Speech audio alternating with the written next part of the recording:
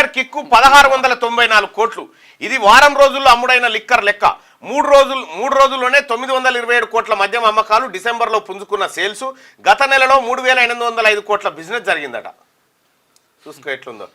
New year వేడుకల సందర్భంగా రాష్ట్రంలో రికార్డు స్థాయిలో మద్యం విక్రయాలు జరిగాయి. డిసెంబర్ 31 అర్ధరాత్రి 12 గంటల వరకు ఇప్పుడు జరా ఈ డిసెంబరు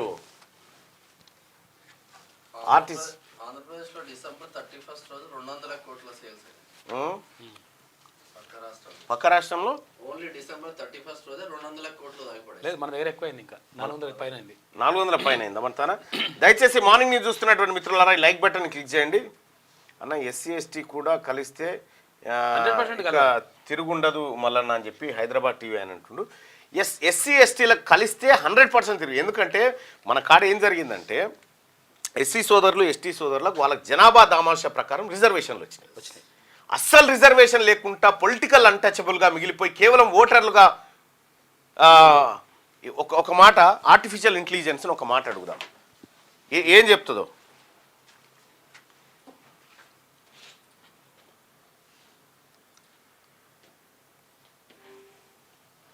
బీసీల వెనుకబాటుతనానికి కారణం ఏంటి రాజకీయంగా? బీసీల వెనుకబాటు తనానికి రాజకీయంగా చాలా కారణాలున్నాయి. కొన్ని కారణాలు చారిత్రక అన్యాయం, కొన్ని కారణాలు సామాజిక అసమానతలు, మరికొన్ని కారణాలు రాజకీయ అవకాశాల లేమి. మొదటగా చారిత్రక అన్యాయం. వేల సంవత్సరాలుగా బీసీలు సమాజంలో అత్యల్ప స్థాయిలో ఉన్నారు. వారికి భూమి, విద్య లేదా రాజకీయ ప్రాతినిధ్యం లభించలేదు. ఈ చారిత్రక అన్యాయం వారిని ఆర్థికంగా, సామాజికంగా, రాజకీయంగా వెనుకబడి ఉంచింది. రెండవది సామాజిక అసమానతలు. బీసీలు ఇప్పటికీ సమాజంలో వివక్షను ఎదుర్కొంటున్నారు. వారికి విద్య, ఉద్యోగాలు మరియు ఇతర అవకాశాలు పొందడంలో ఇబ్బందులు ఉన్నాయి. ఈ అసమానతలు వారిని వెనుకబడి ఉంచాయి. మూడవది రాజకీయ అవకాశాల లేమి. బీసీలు రాజకీయ ప్రక్రియలో తగినంతగా ప్రాతినిధ్యం పొందలేదు. వారు తమ సమస్యలను పరిష్కరించడానికి మరియు తమ ప్రయోజనాలను ప్రోత్సహించడానికి అవసరమైన శక్తిని కలిగి లేరు. ఈ కారణాలన్నీ కలిసి బీసీల వెనుకబాటు తనానికి దారితీశాయి. వారు సమాజంలో అత్యల్ప స్థాయిలో ఉన్నారు మరియు వారికి అవసరమైన అవకాశాలు మరియు వనరులు లేవు. ఈ పరిస్థితిని మార్చడానికి మనం చారిత్రక అన్యాయాన్ని పరిష్కరించాలి, సామాజిక అసమానతలను తొలగించాలి మరియు బీసీలకు రాజకీయ ప్రాతినిధ్యాన్ని అందించాలి. ఆఖరికి ఆర్టిఫిషియల్ ఇంటెలిజెన్స్ కూడా తెలిసింది. ఏది గూగుల్కు అన్యాయం అయిపోయింది, ఆ యాప్ కూడా తెలిసింది బీసీలకు ఎట్లాంటి అన్యాయం జరిగింది అనేది తెలిసింది. సో అట్లా ఎస్సీ ఎస్టీలకు సంబంధించినటువంటి రిజర్వేషన్లో వాళ్ళ జనాభా దామాషా ప్రకారం వాళ్ళకు వచ్చేస్తున్నాయి.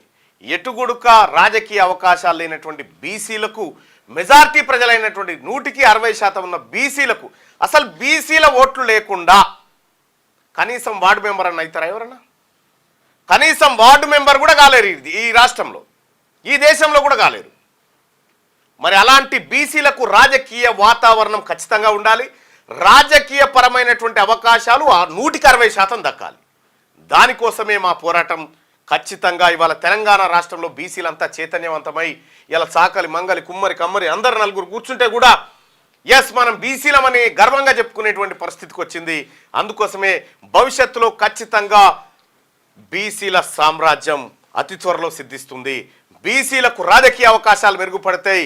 బీసీలు పెట్టే భిక్షతోటే మిగతా వాళ్ళు, అంటే ఎవరైతే బీసీలను దోపిడీ చేసిరో వాళ్ళకు జీవిగంజి పడాలంటే బీసీలు పెట్టాల్సిందే భిక్షం. అటువంటి రాజకీయ పరిస్థితులు వస్తాయి. బీసీ ఓటర్ల లెక్క చెప్పండి అన్న సురేష్ గౌడ్. బీసీ ఓటర్ల లెక్క చూసుకుందాం. 5 తారీఖు రోజు రండి అక్కడికి. 5 తారీఖు రోజు జరిగేటువంటి భూమాత సాదా బైనామాన్ గురించి చెప్పండి మల్లన్న గారు అంటే చెప్తా. ఖచ్చితంగా భూమాతకు సంబంధించినటువంటి వివరాలన్నీ మళ్ళీ ఒక రోజు సపరేట్గా మీకు ఎక్స్ప్లెయిన్ చేస్తా. 2 lakhs అబౌవ్ రుణమాఫీ గురించి ఎందుకు మాట్లాడట్లే అన్నా అని చెప్పని అంటున్నారు. ఇప్పుడు నేను మాట్లాడినా కదనా, అక్కడ వరకు 2 లక్షల వరకు ఉన్నటువంటి మాఫీ చేస్తే మిగతా వాళ్ళు కట్టుకుంటారని చాలాసార్లు అంటే మీరు చూసినప్పుడు మాట్లాడలేదేమో అన్న. జివో 58-59 గురించి మాట్లాడండి అన్న. జివో 58-59 కేసీఆర్ గారు వాళ్ళ అనుచరులకు భూములు రెగ్యులరైజ్ చేస్తేందుకు తెచ్చుకుంటే తప్ప దేనికోసం కాదు అన్న. వికలాంగుల పెన్షన్ పెంచండి అని చెప్తా ఉన్నారు. అది వాల్యుబుల్ పాయింట్. ఎందుకంటే వాళ్ళు పని చేసుకోలేరు కాబట్టి దానికోసం అది అవసరం. తెలంగాణలో టెట్ పేపర్ అయినా నిర్వహించండి లేదా మా నల్గొండ ఆంధ్రలోనైనా విలీనం చేయండి అని చెప్తా ఉన్నారు దేవాంశ్. కొన్ని ఇంకా చాలా ఈ తెలంగాణ రాష్ట్రం విడిపోయినప్పటికి కూడా చాలా చాలా చాలా చాలా సమస్యలు అట్లే సుదీర్ఘకాలంగా పెండింగ్లో ఉన్నాయి. సో దయచేసి మార్నింగ్ న్యూస్ చూస్తున్నటువంటి మిత్రులారా ఈ లైక్ బటన్ పైన ఒకసారి క్లిక్ చేయండి. మళ్ళా 5 లక్షల లోన్లు ఇస్తారా ఇవ్వరా ఇండ్లకు? ఎందుకు ఇవ్వరు? ఖచ్చితంగా ఇస్తారు కదా. దాన్ని 4 దఫాలుగా ఇందిరమ్మ ఇండ్లను ఇస్తారు. అది బేస్మెంట్ లెవెల్లో ఒకసారి, ఆ తర్వాత సజ్జలు పోసిన లెవెల్లో ఒకసారి, స్లాబు, ఆ తర్వాత ఫైనల్ కలర్స్ వేసుకున్న తర్వాత ఇంకోసారి ఇస్తారు.